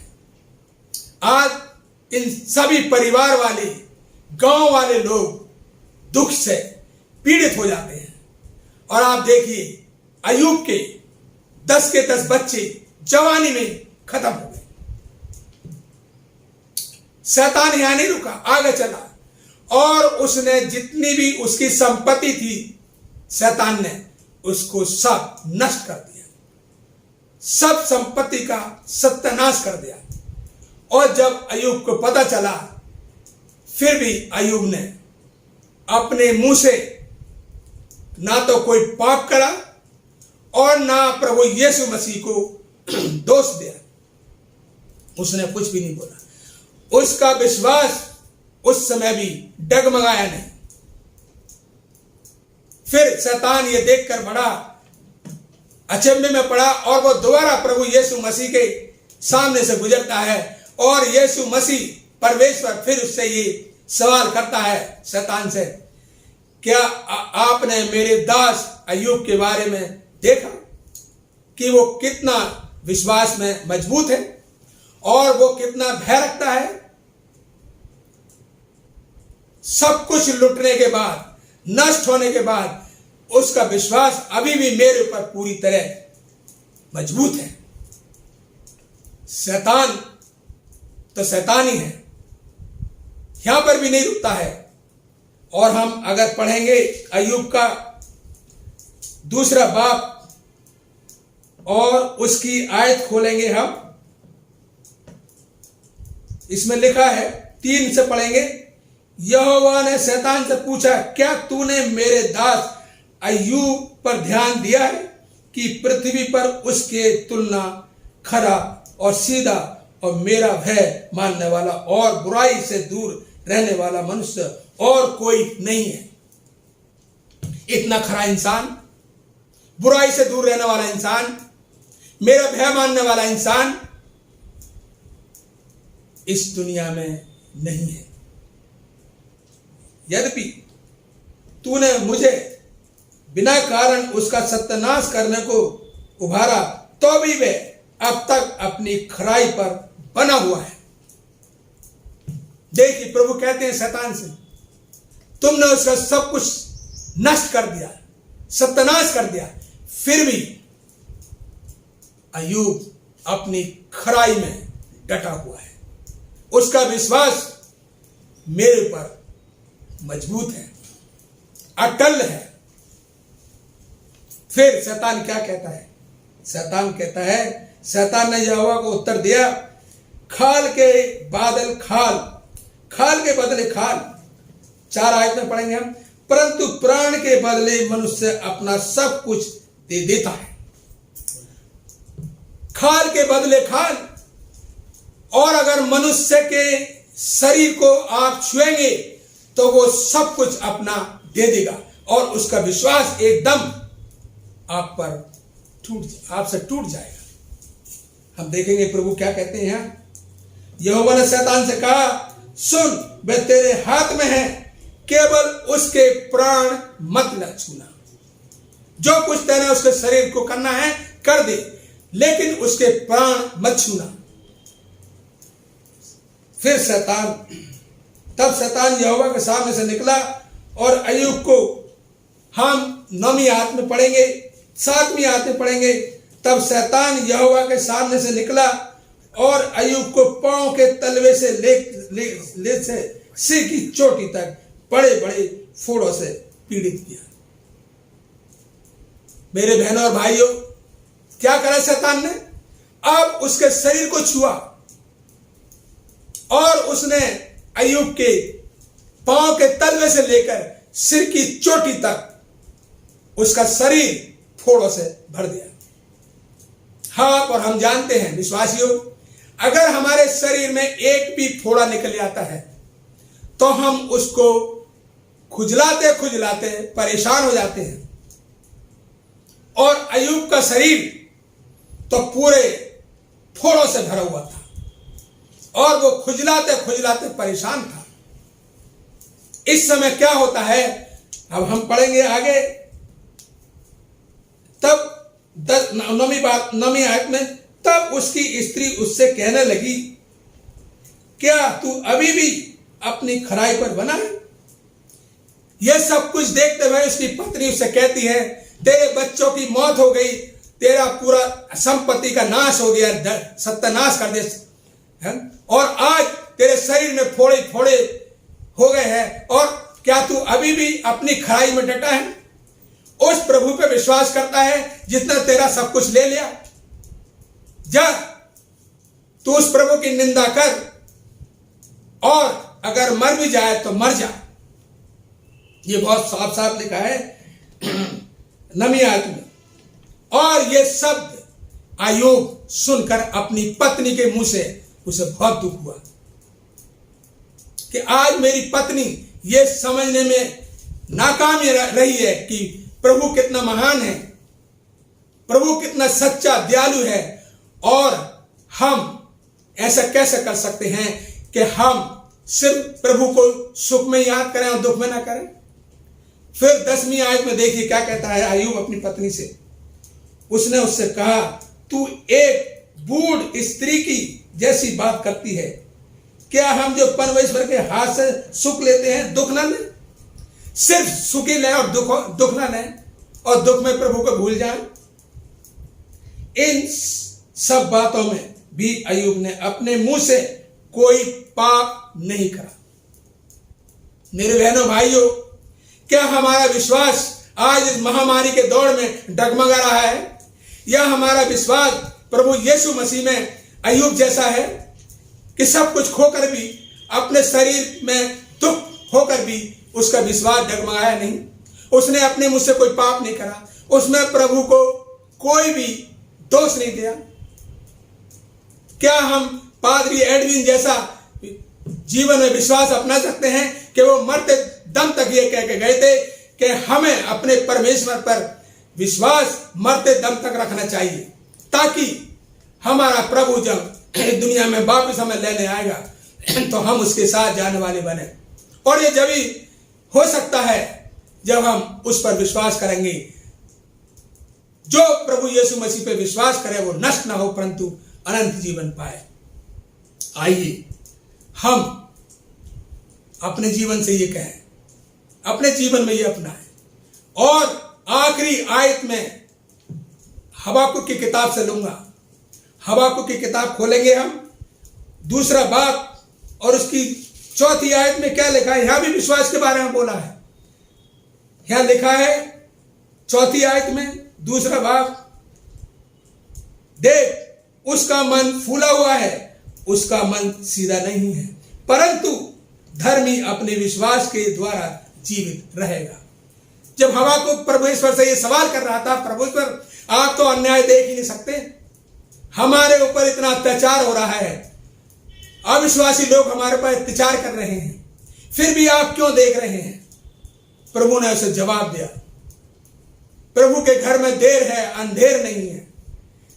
यह सब कुछ मैं अपने समय आने पर करूंगा, लेकिन एक चीज याद रखना। उसने हबाकुक से कहा कि जो धर्मी हैं वो अपने विश्वास के द्वारा जीवित रहेंगे। हम जीवित जब ही रहेंगे जब हम हमारा विश्वास अटल है। और हम हबाकुक की किताब अगर 3 बाब में जाएंगे और 17वीं आयत में पढ़ेंगे 17 से, फिर ये सुनकर हबाकुक ने ये लिखा आखिर में, क्योंकि चाहे अंजीर के वृक्षों में फूल ना लगे और ना दाखलताओं में फल लगे, जलपाई के वृक्षों से केवल धोखा पाया जाए और खेतों में अन्न ना उपजे, भेड़शालाओं में भेड़ बकरियां ना रहें और ना थानों में गाय और बैल रहें, तो भी 18वीं आयत कहती है 3 बाब हबाकुक की, तो भी मैं यहोवा के कारण आनंदित और मगन रहूंगा। चाहे मेरे पास सब कुछ चला जाए, मेरे खेत में फसल ना उपजे, मेरे भेड़ बकरियां सब कुछ मेरे से चले जाएं, मैं फिर भी अपने प्रभु पे विश्वास करके उसी में आनंदित रहूंगा, उसी में मगन रहूंगा। क्या हम हबाकुक के साथ आज इस संदेश के आखिर में ये हाथ उठाकर कह सकते हैं मेरे बहनों और भाइयों, विश्वासियों, कि हमारा विश्वास एक अय्यूब के तरह होना चाहिए, एक हबाकुक के तरह जो नबी था, उसने कहा अगर मेरा सब कुछ लुट गया फिर भी मेरा विश्वास मेरे प्रभु पे रहेगा और मैं उसी में आनंदित रहूंगा। आखिर में हम हबाकुक की उसकी अय्यूब की किताब में जाएंगे और मैं यहीं बंद करूंगा, मेरा समय हो गया है। 1 बाब और उसकी 20वीं आयत हम देखेंगे। उसमें लिखा है आखिर में, मेरी ये सब लोगों से एक दरख्वास्त है, एक अपील है, एक प्रार्थना है कि इस पर ध्यान दें। तब अय्यूब उठा और बागी फाड़ सिर मुड़ाकर भूमि पर गिरा और दंडवत करके कहा, 21वीं आयत 1 बाब अय्यूब का, मैं अपनी मां के पेट से नंगा निकला और वही नंगा लौट जाऊंगा। यहोवा ने दिया और यहोवा ने ही ले लिया, यहोवा का नाम धन्य हो। आखिर में अय्यूब क्या कहते हैं? मैं अपनी मां के पेट से नंगा निकला था, खाली हाथ आया था और मरते समय मैं खाली हाथ जाऊंगा। ये तो हकीकत है संसार की। मेरे बहनों भाइयों, जब हम इस दुनिया से जाते हैं हम खाली हाथ जाएंगे, चाहे हम कितने भी धनी हैं, कितने भी पोजीशन वाले हैं, दुनिया से हर एक इंसान खाली हाथ जाएगा। लेकिन हम अनंत जीवन जब भी पाएंगे जब प्रभु यीशु मसीह में विश्वास रखेंगे। 22 में लिखा है, इन सब बातों में भी अय्यूब ने ना तो पाप किया और ना परमेश्वर पर मूर्खता से दोष लगाया। उन्होंने कहा यहोवा ने दिया, यहोवा ने वापस ले लिया, मेरा तो कुछ नहीं था उसमें, लेकिन मेरा विश्वास मेरे प्रभु यीशु मसीह पे ही अटल रहेगा। और आखिर में हम जानते हैं कि यीशु मसीह ने, परमेश्वर ने अय्यूब का सब कुछ वापस कर दिया और 2 गुना ज्यादा दिया। क्यों? यह आशीष क्यों से मिली? क्योंकि प्रभु पर उसका विश्वास आखिर तक अटल रहा और शैतान को हराया उसने। मेरी हाथ जोड़कर मेरे विश्वासियों से यही प्रार्थना है, आइए हमारा विश्वास हमारे प्रभु यीशु मसीह में अटल रहे, क्योंकि हम बड़ी दुख की घड़ी से गुजर रहे हैं सब, और हमारे बहुत से विश्वासियों ने अपने परिवार में से कुछ लोगों को खो दिया है। हम जानते हैं कितने दुखी हैं वो, लेकिन ये दुनिया हमारा घर नहीं है। मेरे भाइयों, हमारा दिल व्याकुल ना हो। और प्रभु यीशु मसीह ने कहा है, मैं यहां से जा रहा हूं अपने पिता के पास और वापस आऊंगा आपको लेने के लिए। आप दुखी मत हो, आप उस पर विश्वास करते हो, मेरे पर भी विश्वास करो। आइए हम विश्वास के साथ इस जीवन को बिताएं। अपनी आंखों को बंद करेंगे, हाथों को जोड़ेंगे और प्रार्थना करेंगे। प्रभु यीशु मसीह, हम धन्यवाद देते हैं कि हमने आज इस पवित्र दिन के सब्त के दिन हमने अय्यूब की कहानी, पादरी एडविन के जीवन से, हबाकुक नबी के जीवन से हमने बहुत कुछ सीखा। और अब्राहम की संतान हम बनना चाहते हैं, कहलवाना चाहते हैं और आशीष पाना चाहते हैं जैसे अब्राहम को आशीष मिला। और हम अनंत जीवन पाना चाहते हैं। और हम जानते हैं प्रभु ये सब कुछ जब ही हो सकता है जब हम अपने विश्वास में अटल रहें। और विश्वास किस पे करें? प्रभु यीशु मसीह पर। ये प्रार्थना मैं प्रभु यीशु मसीह के नाम से मांगता हूं, सुन और ग्रहण कर। आमीन।